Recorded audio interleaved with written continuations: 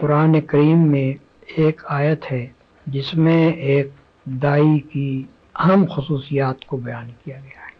اور وہ یہ ہے کہ من احسن قولا ممن دعا الی اللہ وعمل صالحا وقال اننی من المسلمین،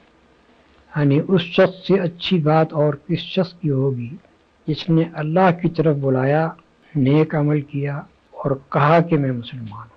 اس ارشاد کی پوری اہمیت محسوس کرنے کے لیے نگاہ میں یہ بات رکھنی ضروری ہے کہ جن حالات میں یہ بات کہی گئی ہے وہ مکہ معظمہ کے حالات ہیں جب رسول اللہ صلی اللہ علیہ وسلم اور آپ کے پیرووں پر انتہائی شدید مظالم کیے جا رہے تھے، اور وہاں یہ کہنا کوئی آسان کام نہیں تھا کہ آدمی کھڑے ہو کر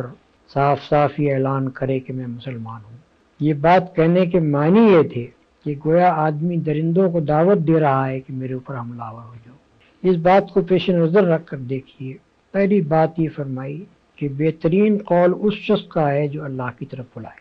دوسرے الفاظ میں ایک داعی حق کی خصوصیت یہ ہے کہ اس کی دعوت اللہ کی طرف ہو، کوئی دنیاوی غرض اس کے پیش نظر نہ ہو، نہ قومی، نہ وطنی، نہ خاندانی، نہ کسی قسم کی مادی غرض، کوئی دوسری غرض اس کے پیش نظر نہ ہو، خالص اللہ کی طرف دعوت دے۔ اور اللہ کی طرف دعوت دینے کا مطلب سیدھا سادہ یہ ہے، اگر آدمی قرآن مجید پر نگاہ رکھے، کہ اللہ کی توحید کی طرف دعوت دی جائے، اس بات کی طرف لوگوں کو دعوت دی جائے کہ کسی کی بندگی، کسی کی عبادت، کسی کی پرستش خدا کے سوا نہ کی جائے، کسی سے خوف اور طمع خدا کے سوا نہ رکھا جائے، اور خدا ہی کے احکام اور اس کے فرامین کی اطاعت کی جائے، اسی کی رضامندی، اسی کی خوشنودی حاصل کرنے کے لیے تمام کوششیں کی جائیں، اور آدمی دنیا میں جو کام بھی کرے وہ یہ سمجھتے ہوئے کرے کہ میں کسی کا بندہ ہوں اور اس کے سامنے مجھ کو جا کر جواب دہی کرنی۔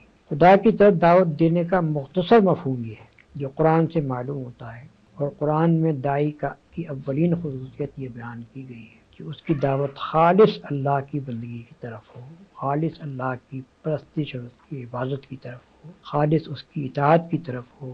اور اس کے قانون کی پیروی۔